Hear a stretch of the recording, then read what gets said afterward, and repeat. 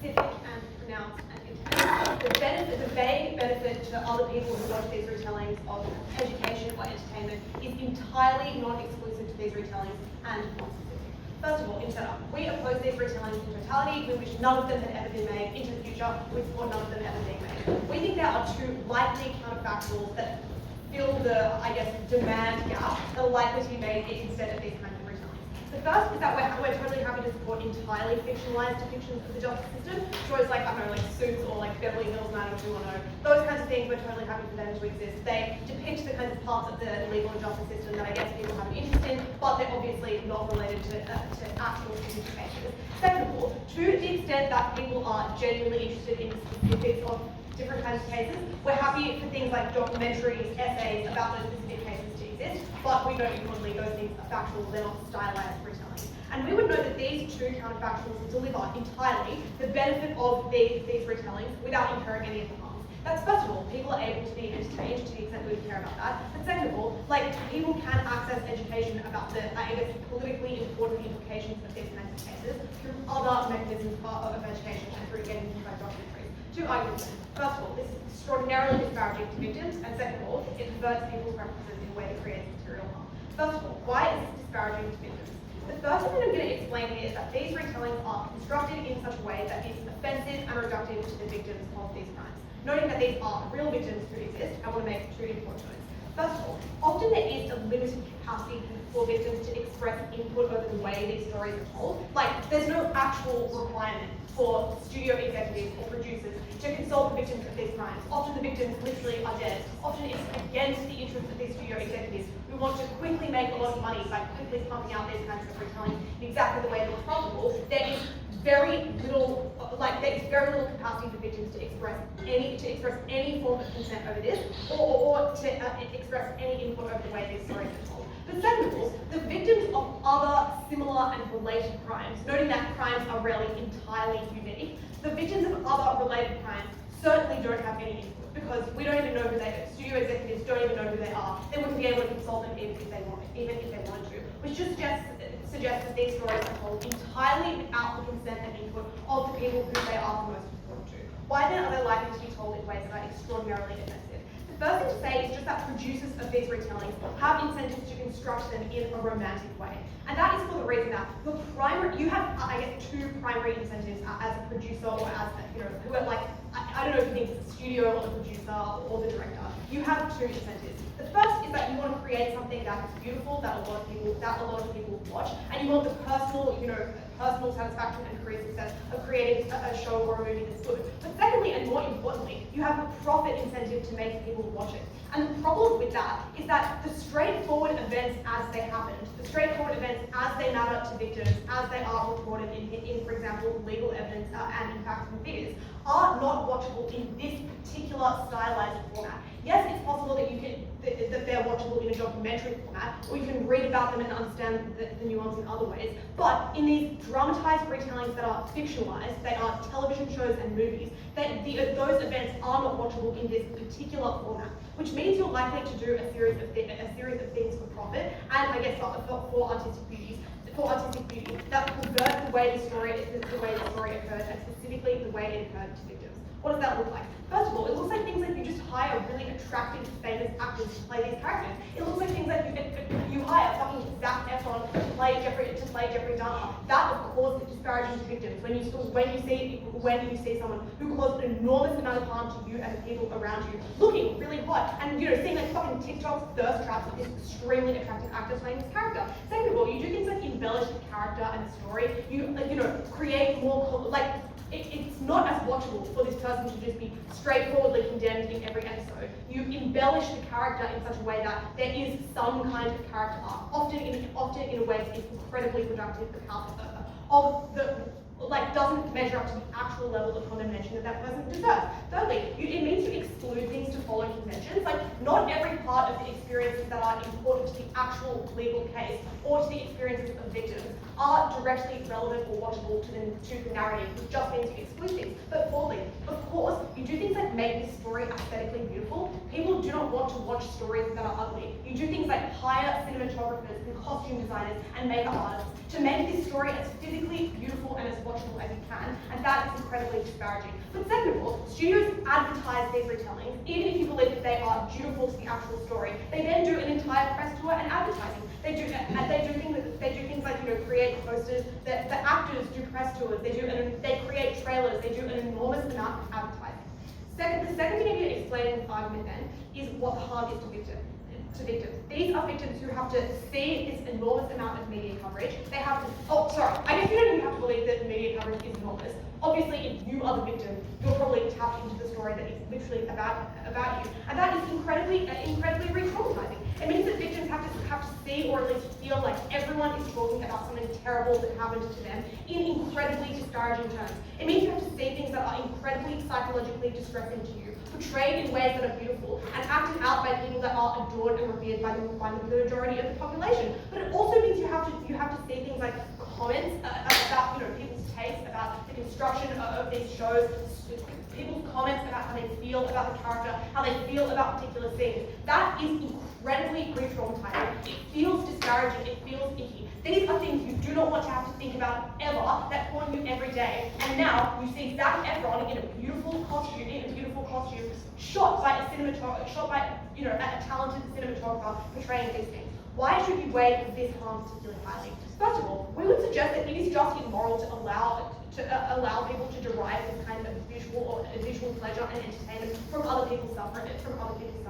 Second of all, we would suggest, as I alluded to in my introduction, that harm is specific to victims, but the entertainment benefit is generic, and that is another reason why it is so immoral to allow this kind of consumption to occur, because you are creating a specific and pronounced harm to one person for the generic benefit of entertainment to a lot of other people. But thirdly, we would suggest that this applies to a lot of people, a lot of victims who can't precisely understand why these things are so triggering, who can't precisely, or I guess, like in a way that people will be charitable to express why they find these things so damaging. That is the biggest harm in space. I'm going to explain now why this subverts people's preferences and creates material harm. The first thing I want to note here is that lots of people are likely to watch these shows. They are highly stylized and they are highly advertised for the reasons I explained earlier. Secondly though, we would suggest that this impacts people's preferences about the kinds of media they consume, and not just the kinds of media they consume, but the kinds of images that they seek out in other parts of their life. We would suggest that this impacts people's aesthetic and sexual preferences, because when you see such an eroticized image of violence, you attach emotional significance to it, often in ways that you can't perfectly conceptualize, but in ways that do manifest themselves in the way you, for example, seek out other media, in what you seek out in sex, in what you seek out in porn consumption. And the reason that this is specific to this being an actual retelling, and what makes it so is that it is easier to attach this kind of personal significance and this kind of visual attachment when you know that it's a real person rather than just a character. It's easier to develop obsessions with these people, and it's easier for those obsessions to trickle into the way you express preferences in other ways. This is systematically reinforcing. People obviously already know about these stories at the point that we're talking about high-profile cases, but the important thing is the memories that are etched in these people's minds are of the narratives that the media of the time of that trial are putting forward, the hype of what was going on. For example, like America being so obsessed with like the OJ Simpson trial at the point at which it occurred. What we tell you is that this production or this retelling is not going to just retell the facts and retell the story that people already know. That would be boring, that would be traumatic and disrespectful to victims. And we think it's pretty intuitive to suggest that production companies are not going to disrespect victims and things like that because those are sensitive issues, because they will get owned for not doing those things. We think that specifically these films serve a very specific purpose. It's to dispel or to sort of create nuance on the sort of media and stories or responses that happen to this trial into the future. Because often what happens is the trial will happen like 20 years ago, and it's not until like a decade or two later that you actually get the retellings and the documentaries and stuff. And that sort of gives people not just a recollection of the memory of the stories they already know, but actually a way more nuanced understanding of how people actually respond to it, how this has evolved over time, and potentially gives it a greater understanding of how the criminal justice system works. But importantly, how people actually respond to this, oftentimes in bad or superficial ways. We think that's really, really important. So the main push that we get from side affirmative is that these productions would objectify and traumatize victims. A couple of responses to this. Firstly, it's unclear why this specific crime is worse or more traumatic than viewing any sort of crime, so we think this mitigates the extent of trauma that is put onto the average viewer. But secondly, we think, more specifically to the victims of the actual crime, we think there is just immense amounts of pressure to just do this well, for a couple of reasons. Firstly, like social media and the way that it talks, especially TikTok and stuff, when these films get publicized and things like that, there's a lot of discourse about it. It's a way of angering people when you seem to be unwoke or seem to disrespect victims in these portrayals. But secondly, the way that we talk about victimhood right now is very, very sensitive. Is sort of quite a touchy subject, so that's why a lot of the way that these producers come up with these stories is that they necessarily have to get the storylines from the victims themselves. They're often victim-led. The family of OJ literally wanted the documentary to be made because they felt like it leaned towards justice. People care about that. Production companies and documentary makers would obviously get owned for not respecting that. But thirdly, there are just sort of strong sort of personal convictions that directors probably have in sharing these stories. They're often left-leaning producers who want to emphasize victim stories because that is something new, that is something that had not been covered in media previously. But they also probably have some sort of responsibility to respect these sensitive stories, to respect the trauma that these people have gone through. They're obviously not going to dump on it and create some sort of romanticized production which they want to talk about. And obviously, in the case that this does happen, they will get owned for doing this badly. And we still think this incurs benefits to our side because it means that people talk about portrayals that they talk about why these stories should be heard, and obviously that will probably happen. But finally, and really importantly, we think that in all the examples that you see in the info slide, these were cases of where victims actually wanted it. In the case of where they see us, these were literally the victims themselves. In the trial of Chicago 7, those were the victims. So the question really to ask this side of Affirmative is it's really confusing who the victims actually want, because it seems like in the cases in most of these documentaries, as I'm going to explain to you in substantive, it's because victims want these things, it's because you need to retell the responses to these stories into the future and how those have evolved over time. I think this often, particularly why is because these victims are so sort of estranged with the sort of fact that media had not revealed their stories back in the past when these trials actually happened, because they felt like their loved ones or whatever didn't have justice towards them. This is a chance and point of time for people to watch this Netflix documentary to realize what the reality of what actually happened, to realize the systemic issues that underpin those events happening in the first place. And this often means that these people are a part of these documentaries. Often when you get these documentaries, they're dispersed between sections of interviews and stuff, real life scenarios, in real time. So for example, that might look like interviews with the victim's family themselves, which they obviously want to opt into at the point that they don't want this to be a dramatized retelling that is unrealistic. And then dispersed with fictional retelling of the trial and things like that. But what I'm going to explain to you later is that obviously that's not going to be the focus because people already know what happened in the trial. People don't want to sit through a trial, things like that. That at best just gets people interested in seeing. But between those takes, obviously you get a better picture of those stories. But also it's just important that you get these storylines from those people because it sort of unfolds a new perspective that media back in the time couldn't do that. So that explains that these directors probably have incentive to be realistic and sensitive, otherwise they're going to get owned. They say that it has to be necessarily quite dramatized in order to gain interest. I think there are just other reasons why it can just still be interesting. It can be well produced, you have your favorite actors. This makes it more realistic and makes it more of a realistic retelling. But secondly, it's the traumatic parts that are disturbing and things like that. They're probably not going to be in this documentary because people would just go watch a serial killer movie or things like that. That's why they necessarily focus on stories and things like that. But also they probably have a unique incentive to portray what was missing earlier. For example, doing things from the perspective of the victim. This the untold story. That's literally what Netflix documentaries do. That's the title, the victim story, the untold story. That's what people are interested in. Great. So let's explain why these show serves a very specific purpose, and it's not this sort of undercooked idea of science fiction where it's just this dramatized retelling that's only for profit and entertainment. We tell you that it's about stories about how the media reacted to this in the past and how that has changed all the time. And this is to say that probably matters more than just recounting what happened in the actual trial. It's sort of the contextual element that surrounded that trial, what happened before, what happened in the years or decades after that. A couple of reasons for this. Firstly, people already know the story. People already know that Ted Bundy committed atrocious murders. There's no point in like retelling that story where people can just like go watch a movie about serial killers and things like that. But because it happens long after the crime, it means that there's a lot of processing that happens over time. It means that there's more discourse, there's more information and things like that that can now be spread to light. People are not going to know those things unless they have like an interesting medium to actually be able to delve into those facts. But secondly, we think the story is more likely to be about the response and about this processing, because these documentaries usually have some sort of metafictional element, because like the fiction part of it is about like how the media and like people actually responded to it, and it's more about critiquing the nuances of this response, because that is something that is new, that is something that hasn't really been talked about in the past. And we think this fills an important gap of what was narratized at the time, because people's conceptions of what happened at that trial probably has a lot of counter-narratives, has a lot of wrinkles and things like that. Like, for example, when the US was gripped by the OJ Simpson trial, like, they were just following a story, like, which was essentially a movie at the time, with whatever the media was putting forward. And that's probably all you know, the newspapers from the time, what the media was saying, and we tell you this is insufficient. Oftentimes it is sensationalized and it's misinformed. But it shows that we have a unique opportunity through these retellings to provide more information, to provide more context and processing over time.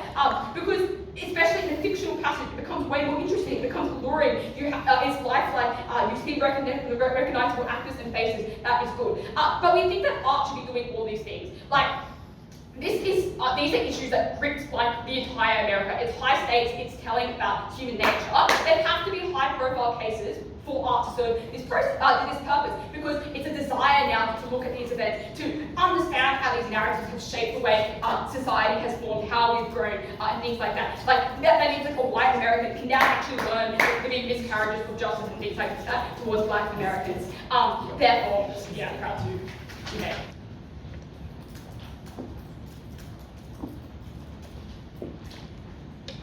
Oh, look, I have your phone, mate, so I'll let you Just give away your whole phone. Pardon? Just give away your whole phone. Didn't ask to borrow it for timing, just said, can I have it?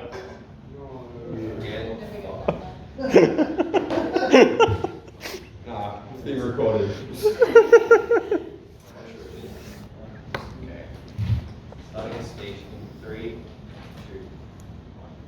The framing that I want to introduce at the top of this speech is first of all to question how many instances of retelling of a story is likely to be done well, because obviously that's their singular path to victory. But the second thing I want to explain as a point of weighing is ask, is it even worth it in the instances to take these chances?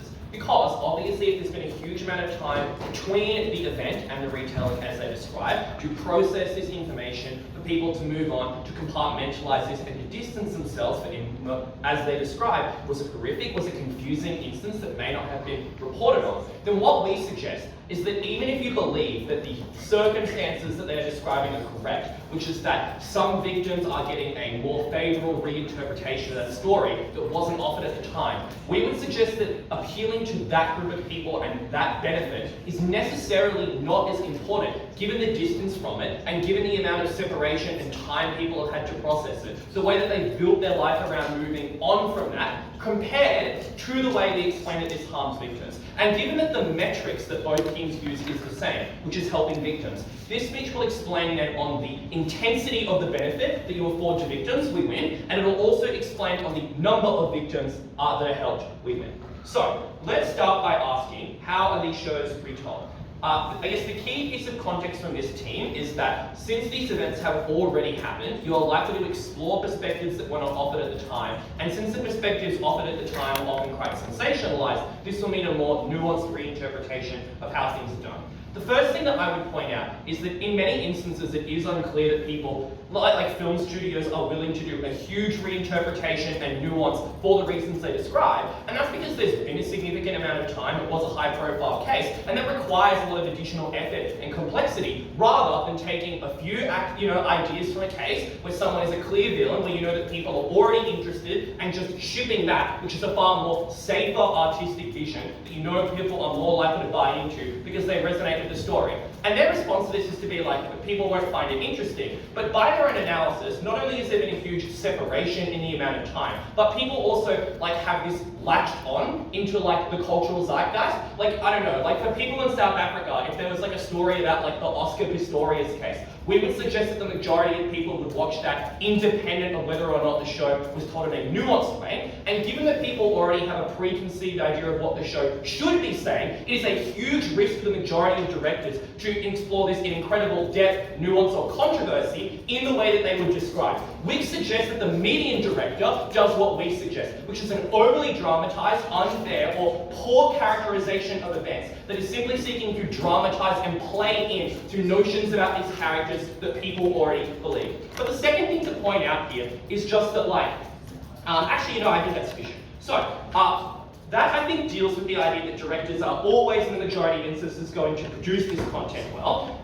Let's now deal with how this affects victims. The first thing they say is like a throwaway line about, well, how is this different from like other crime shows? It's like, it happened to you. Like, obviously this is way more personal. It's about like your direct life, your experience. I don't think that was at all sufficient. Doesn't really get explained that well. The better claim that they have is that you're likely to consult victims and care about this, which suggests that the types of films they describe are likely to not harm victims. So this analysis, first of all, already doesn't explain why these shows are made well and get the correct reinterpretation that they need as a benefit, but it does serve as mitigation to our case. I think the first problem with this is just that, like, maybe this is not woke of me, but like, I actually think it kind of is a harm if OJ Simpson has to relive the OJ trial again and again and again. Like, yeah, sure, seems stupid. Maybe I'll give you a different example, actually. Like, Oscar Pistorius shot his wife, a paraplegic guy at home, who thought he was completely defenseless and about to be killed in a poor region of South Africa. Like, yeah, did he shoot his wife? Yes. Do people think he's a dick for it or whatever? Yes. Is there some ambiguity over whether he knew he was shooting his wife? Yes. But clearly for someone who's killed the person that they've married, who's gone through that entire system, who's had people claim that they are like a terrible person who gave absolutely no thought to this, even if you consult the victims, I don't actually think that's sufficient to explain that this isn't still harmful for a wide majority of other people affected by the trial, that the film industry, per their own analysis, is unlikely to care about. The second thing I would point out is just that in many circumstances, you're likely, even if you consult victims, per their analysis about having to re-dramatize and fictionalize a lot of this content, not be accurate, because those people have already made statements to the media. Media obviously takes sides in many instances. They've already been in the trial, and the factual evidence about what they've said already exists. But the final thing that I would point out is just that, like in many instances, film studios just like kind of don't care. Like the mechanism they give is like, well, there's some social media backlash, but like really? Like, I just genuinely don't think that people believe that's true. It's certainly not true if people already, per their own analysis, think that these people are victims or that they've done the wrong thing. They don't think that they're deserving of the kind of respect that we would normally afford people. Like, you know, the fact that everyone laughed when I brought the example of OJ, like, is like kind of proof of that, right? Like, because of everyone's preconceived notions about who's in the right, who's in the wrong, what stories and what voices are legitimate, which are incorrectly painted by this team, it suggests that the types of people that they can help is incredibly limited. It suggests they can't get a fair and accurate representation, and the nuance that they're describing is really just an explanation that they're going to pick a interpretation that is less credible, and then they're just going to run with that and say it's a reinterpretation, which obviously is not a fair or accurate account of what's happened.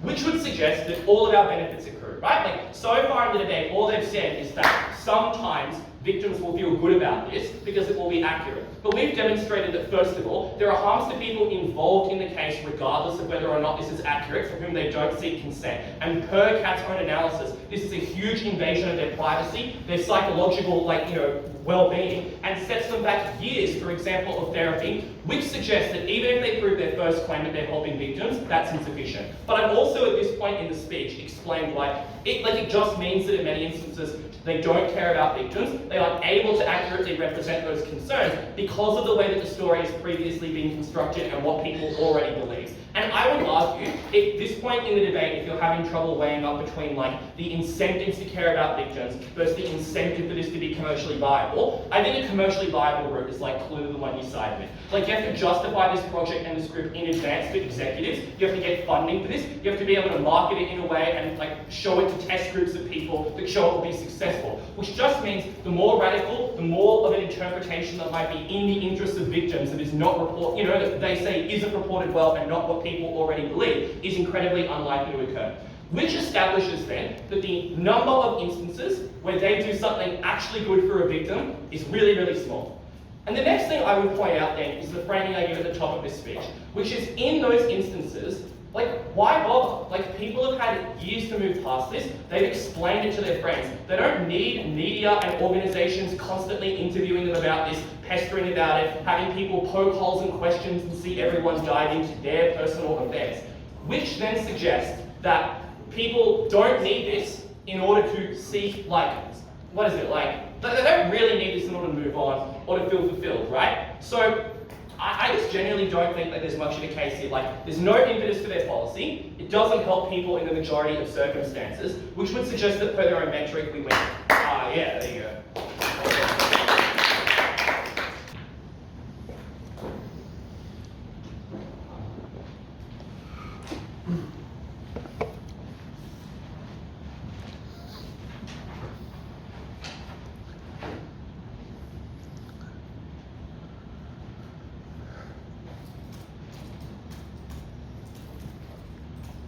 In sum, we disagree about victims, and we do think these texts have exclusive value.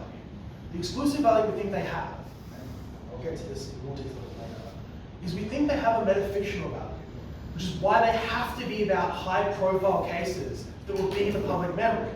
Because at the time the trial happened, people consumed these trials like they were entertainment. They consumed them through the media. They created their own narratives, they have their own theories, they debated them with friends, and they watched them on TV the way you and I did once with Game of Thrones, which is increasingly better reference, right? Like, that is how people engage with this stuff.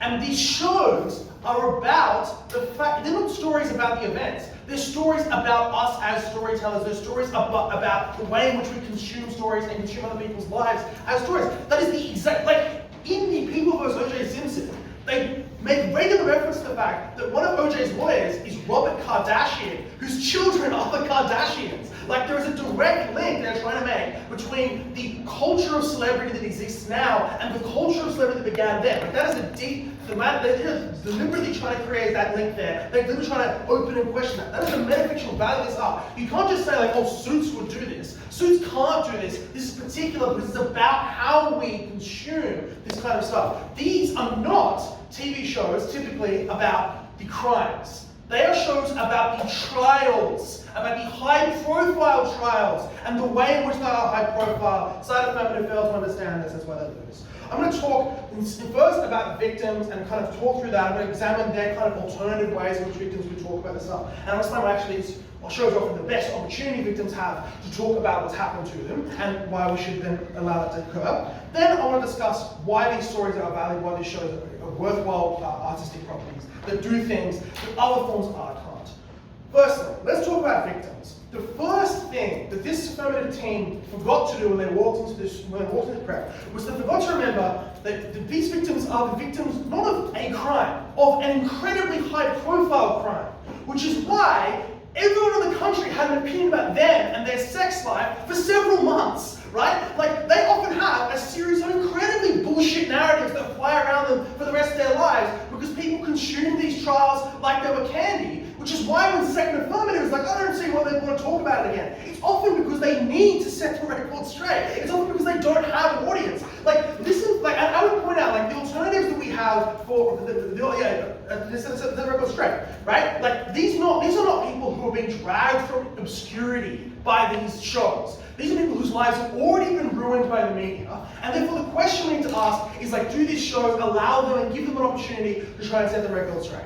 we hear like the kind of generic analysis from side Affirmative, like, these shows Hollywooded up, they glamorize stuff, they hire, good cinematographers, questionable lighting, which is pretty bad. They hire attractive actors, fair enough, right? And I think, we have a set of counterclaims. We talk about how like 2024 victim culture, the way in which producers feel they have to relate to victims is different. Like those people substantially, sincerely often want to do right by victims. They're often pretty progressive or live in progressive bubbles, want to do that right. They often worry about being attacked by social media or lose the esteem of their peers by treating victims poorly. They understand they're making not a fictional show, but a real show. Like victims walk into a room and everyone starts to be a little bit more on edge during those initial conversations in pre-production because victims have that ability. They have that power. People will listen to what they have to say, and they don't want to be accused of manipulating or extorting these victims, right? So that's the first thing to say, is like, we would add that we think we have a set of counterclaims, but I'm just going to disappoint everyone and say, like, often it's kind of idiosyncratic. Sometimes the production team gets it right, really involve the victim, and create a work that is both respectful of the victim's experience, but also explores the complexities of what's going on. Other times, they don't listen to victims, and they get it wrong. And the problem for the Affirmative team is it's like, actually, like, we give, I think, a set of persuasive reasons. I'm going to talk a little bit more about why, in particular, fictional is better than non-fictional representation of victim experience, because stylization allows you to access things that documentary doesn't necessarily allow you to do, or fictional stylization does. But I would just point to the fact that, like, the treatment of victims under both sides is just like a bit highly idiosyncratic to particular projects. Like, as I understand, the Brown family, who the primary, like Nicole Brown, OJ Simpson's wife, at the time, ex-wife at the time, like, they were quite happy with OJ, maybe other people weren't. It's hard to say. Sometimes these people's opinions change. Like, pinning your entire case on victims is a strategic misstep from side Affirmative, because the opinion of victims of these works is never one thing, and it's never totally easy to tie down. They're never merely, I guess, victims of these shows, and they are not necessarily like people who love these shows. It is somewhat idiosyncratic. So, let's examine the alternatives we get from side Affirmative. They're like, well, you could read an essay, you could watch a documentary about it, because they have no style. Well, my essays have no style, I like to say. But the second thing I would also like to say is these things can also be bad. They can also involve a level of stylization or an arrangement of facts. Like, I think you're doing, like, you need to do first year media studies again if you think you can't arrange facts in a documentary in a way that presents a particular perspective or privileges a particular viewpoint, or suggests that one person is trustworthy and another person is not trustworthy. Like, the existence of editing itself, edited footage, presumes editorial control and presumes a level of manipulation of what you're seeing. The other thing I'd point to, though, and I also have to point to, because these works are often like trying to be non-fictional, like documentaries, like essays, often pretend to a certain level, or try to aspire to a certain level of journalistic ethics, which means they can't often actually properly privilege and foreground the experiences of the subjectivity of being a victim in a way that a fictional work can. Fictional work can really make you feel what it was like to be in that situation, and recognize that in a way that, like, the victim talking to camera in an interview might not be able to, and so on. So, I think we've dealt with fiction. I think actually often, like, the non-fictional stuff around this is often just as exploited.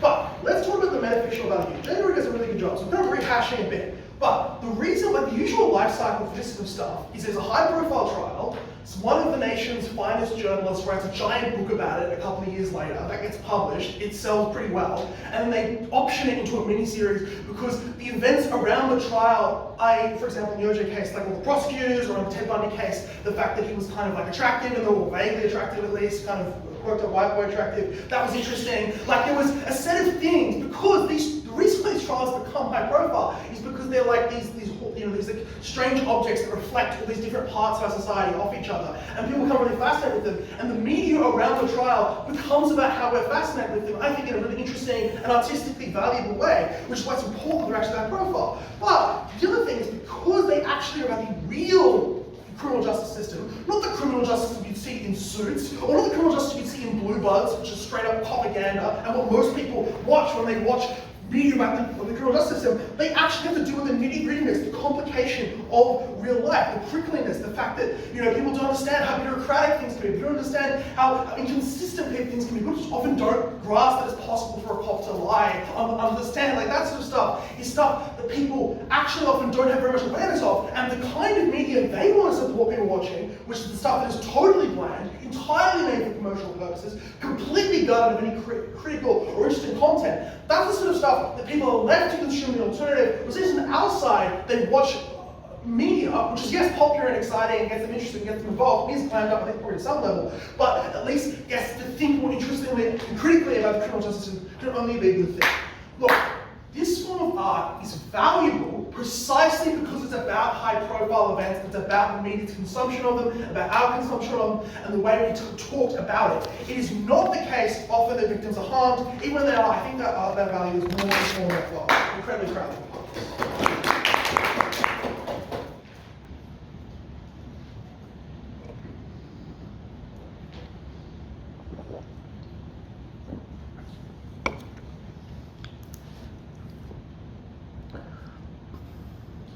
I'm going to talk about why the overwhelming likelihood is that these shows are not done well and not done sensitively to victims. Then I'll talk more specifically and where the impact of victims on both sides, in the best case and worst case. But I first want to deal with the final argument we heard. First negative that received a lot of whipping, and second negative, which is that this allows people to connect with art that's about the cultural zeitgeist, that is something that everyone has shared and experienced in the past, so it would be valuable for them to share here as well. There are a few problems with this argument. The first is that despite what Brandon tries to tell you, 99% of this benefit can just be captured by the two alternatives that we suggest are likely at first affirmative.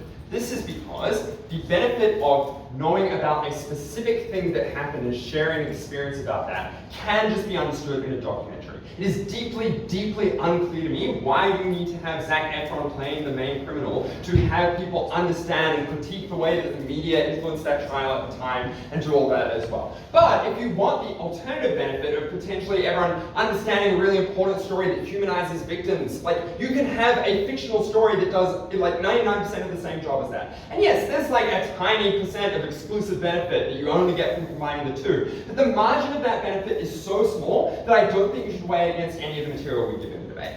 The second problem with this argument is that we think the premise of this argument should be flipped. That is, we don't think that these events should have become everyone's stories in the first place. It shouldn't have been a cultural zeitgeist that everyone was talking about this victim that was traumatized. And we think it is immoral to make them relive that trauma just so that everyone else gets to feast on their pain again. We think that is something that empowers the mob and does not empower the people that actually are the most vulnerable. But the final thing is, I just think we should contest the characterization that all of these shows are all about like critiquing the media coverage at the time and saying how unjust it was the way the procedure of the trial happened back in that time. Like sure, maybe in some of them, but I think the vast majority of these shows focus on the most enticing content in those trials, which is of course the crime and the actual trial that happened. That is far more likely to engage in deep character analysis of, let's be clear, fictional or like slightly fictionalized characters that are representative of the true people, rather than some like broad critique of the way that the Washington Post handled it or whatever.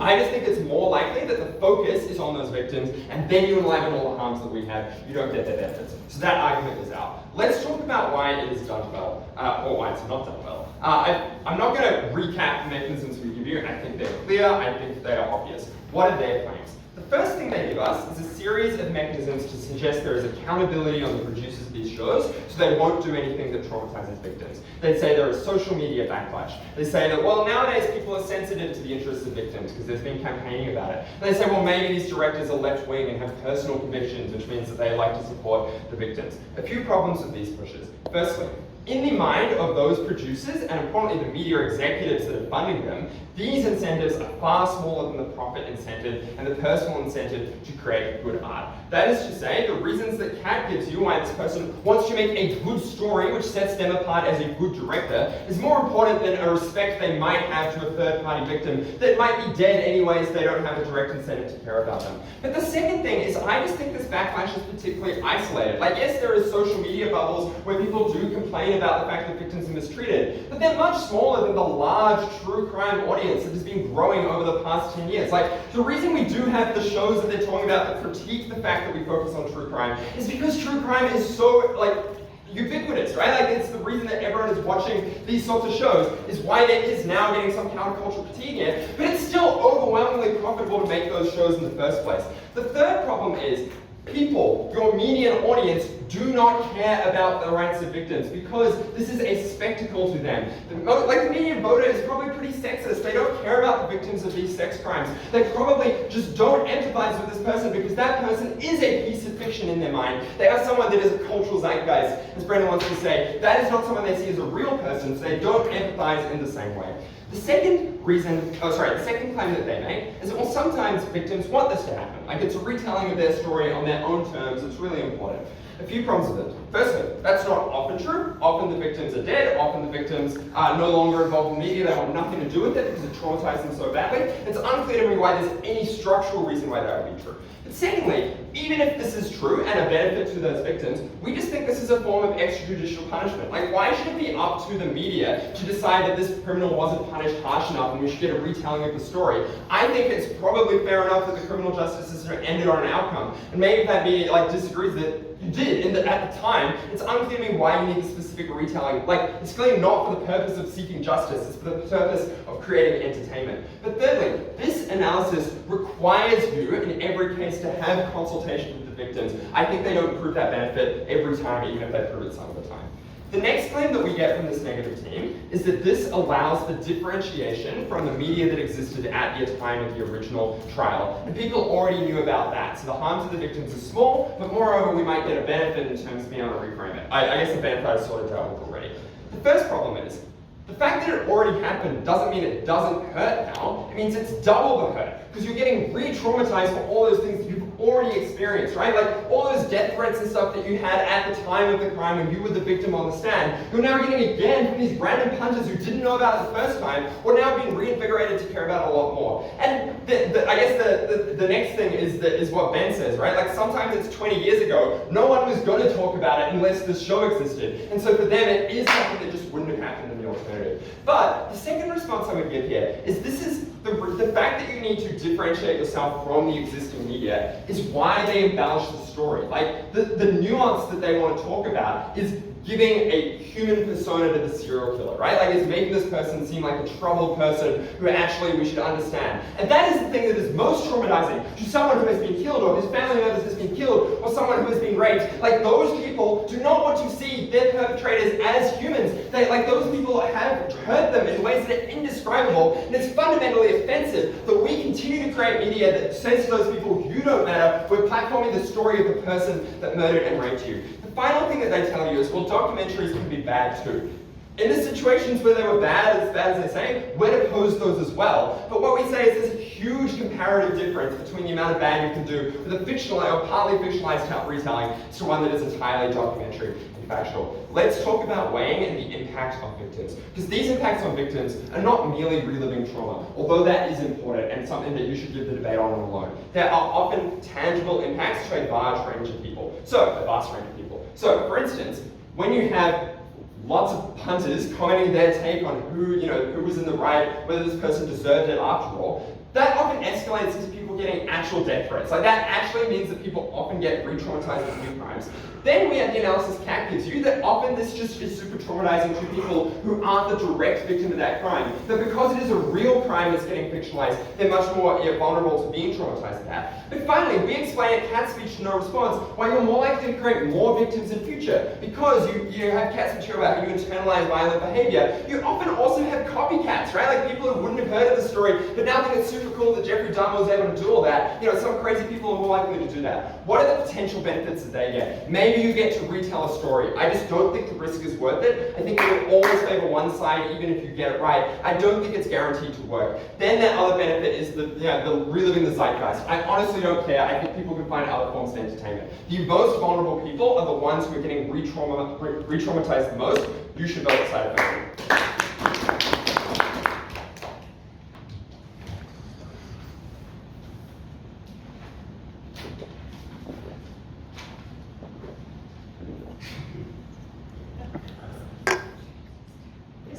Is about criminal trials.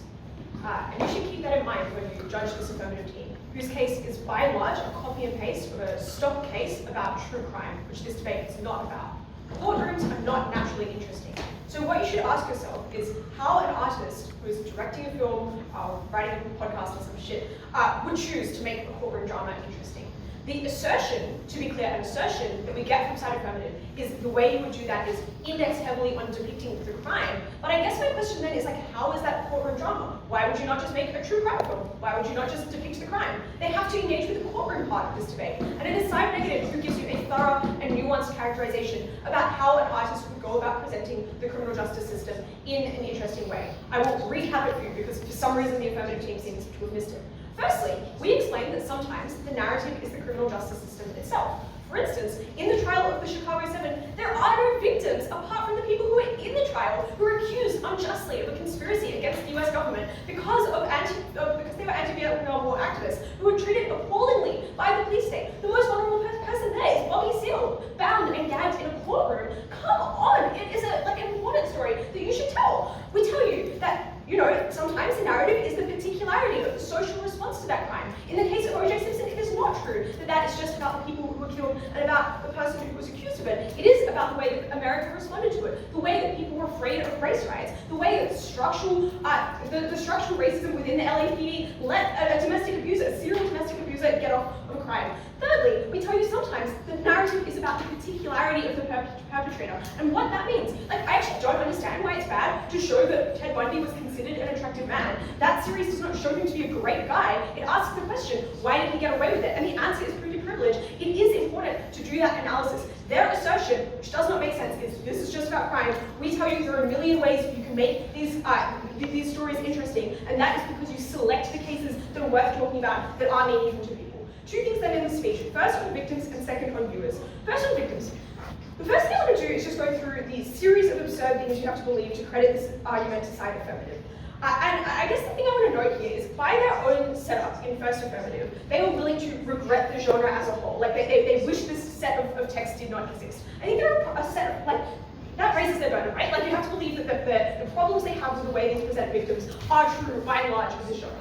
So first of all, you would have to believe that courtroom art, wholesale, owns the victims. Like that wholesale is even about victims, or wholesale represents their experience. And given that literally half of the texts in this topic don't clearly have victims or are about mistrials and miscarriages of justice, and therefore extremely victim sensitive. If you're talking about the Central Park 5, they're the victims. So I don't know who I literally just don't understand why they think the majority of these texts are about that. And as I've explained, we provide structural reasons why oftentimes these texts are about the particularities of that criminal justice trial, which I think are often useful and worth interrogating. And secondly, you would have to believe that victims wholesale are offended. And we give very clear reasons why they wouldn't be. That might be, for instance, because they just want attention on the suffering of their family member. For instance, the Brown family wants the OJ Simpson trial to have coverage. They feel that respects Nicole Brown Simpson, that it respects her memory in a really important way. But we also tell you that in many instances, these people did not have control over narratives. And yes, it is 20 years later, but that is 20 years of someone feeling like the truth has not been represented. This is often remedial in a really important way. And obviously, that doesn't need to be true of all of these texts. I think that's an absurd burden push from Will. But it does explain that in many instances, the way they describe victims is just counterfactual. But thirdly, you would need to believe that it is commercially valuable, or they have an incentive to be offensive. This I think is silly. We point firstly to the fact that people are pretty woke these days. There's a large amount of immediacy of critique. People talk about these things quite rapidly. They're like, oh, well, you wouldn't care about it if you were a director. I think this is absurd. I think that artists really do care about the reception of their films and so on. And companies like Netflix do care that people aren't outraged and disgusted by them. But additionally, I just think it misunderstands why people want to watch these things. I think people often have a deep sense of sympathy with victims. They don't want to watch something they view as terrible. They watch these things in many instances because of a sense of horror and disgust. I do not think it is clear that they want to be offensive towards victims. But finally, I just think that they make a bunch of weird generalizations about why this would be offensive. They're like, you make it look pretty with cinematography. Why, as a victim, do you not want your story told in a way which is cinematographically beautiful? I literally don't understand. Finally, I just want to note that your bar should be quite high, noting that affirmative, if it is true that some of these things are bad, your bar to oppose them en masse should be quite high, given that affirmative supports entirely fictional crime stories and documentaries, both of which, in both of those instances, some of those are bad too. And I think I'm going to give some reasons why I think they're similarly, if not more bad. I think in the case of entirely fictional works, it is clearly still principally demeaning to victims. I actually don't understand why, just because this is about specific victims, it's okay to profit off it when it's non-specific.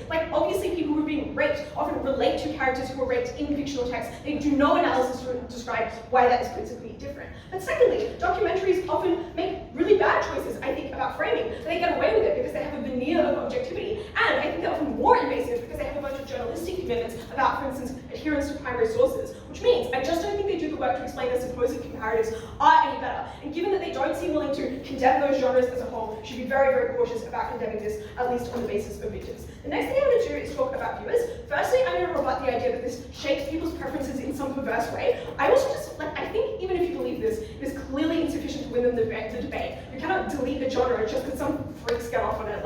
You would delete everything then, whatever. You get rid of Quentin Tarantino films because some people like feet. Literally, who cares?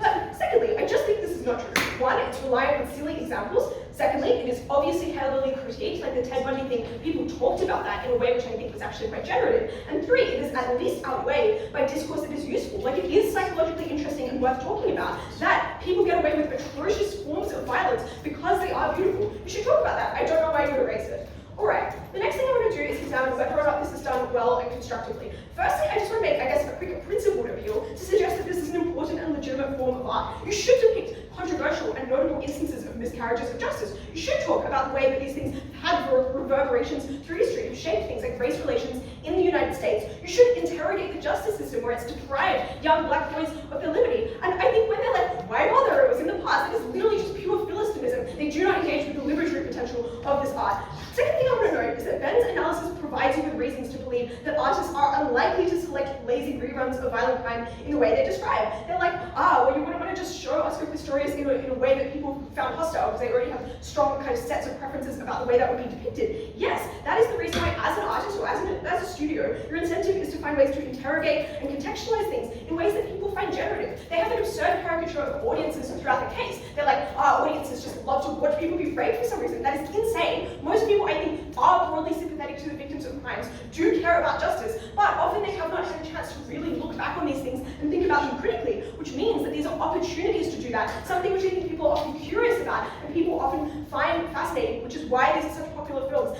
Literally just think about the examples in the topic. OJ Simpson is an opportunity for people to think about the way that race and celebrity interacted with the justice system in that instance. Things like the trial of Chicago 7 came because of things like the Black Lives Matter protests, when people were interacting with the way that state violence repressed protest movements. Obviously, this is about interpreting the long-term ramifications of these kind of cases, things that are genuinely important. And I don't think it's good enough for them to say, well, we'll just make a documentary about it. That obviously suffers some of the problems I've already explained. But fundamentally, our claim is just that it is good for people to engage in this thinking. It is good for people to make art about things that impact their society, that impact people's lives in really profound ways. That is literally the purpose of art. So far,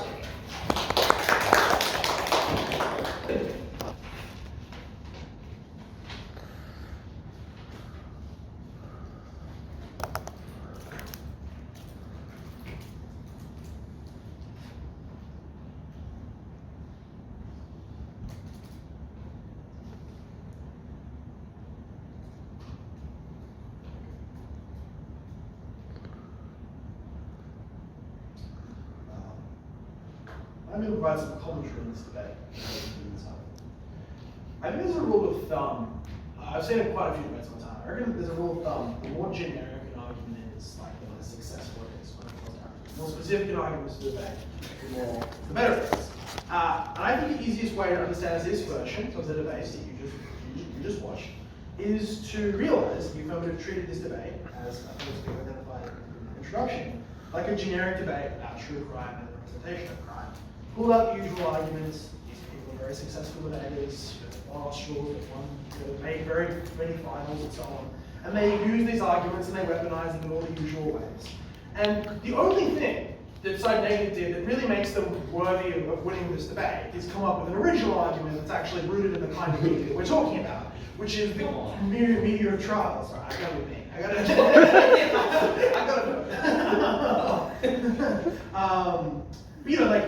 Because they identify that the taking of one small tragedy and transfiguring the object of mass consumption, etc., etc., etc. Side Negative makes an argument that's specific to the debate. It talks about and identifies that trials are an arena where stories do combat, and these works are about that arena. They're about the different stories that people told at the time the trial was going on. About the miscarriage of justice in some cases, the race and celebrity culture in America in other cases, the radical movement of the 60s and the 70s in other cases. These are places for people to access and understand and question and think about these particular issues. And these works do that because of like the dramatic conceit that a trial allows you to do. This also explains quite neatly why fictional art is where fictional forms of representation are necessary here and not non-fictional forms, which is to say, so Negro talks about how like they're meant to be sort of fictional forms often obtain a higher viewership because they do all the nasty, nice things that make works interesting to watch inside of affirmative, and then secondly, also you have more freedom of movement. You're not bound by those kind of journalistic ethics. You can embody a sensibility and a perspective. You can make it feel a certain way and use various film, audiovisual techniques to create a sense of mood or a sense of drama in a way that lets people feel particular emotions and have particular perspectives. And the end of that argument is a clear and specific argument why this kind of art is valuable. When we stack that up against what side affirmative are talking about and probably currently coming about, is this argument, this stuff about victims and the way in which victims are treated. The hope, I believe, they have is that if they can prove in a sort of slam dunk kind of fashion that victims are horribly treated, or even if there's a risk of some victims being horribly treated, it's enough for them to win this debate.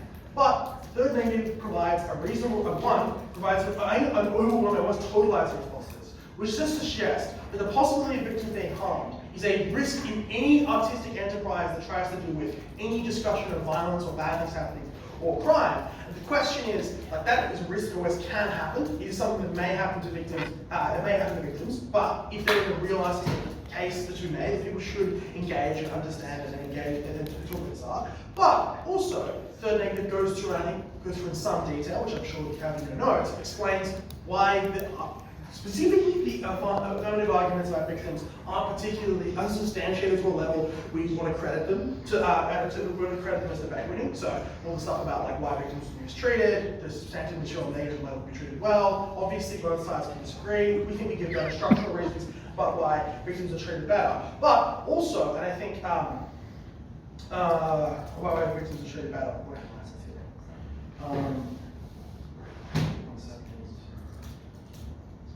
But also, even if you felt that most of these, projects had some ambiguous or even negative effects on victims, it's like affirmative still doesn't have a response to the one original argument today.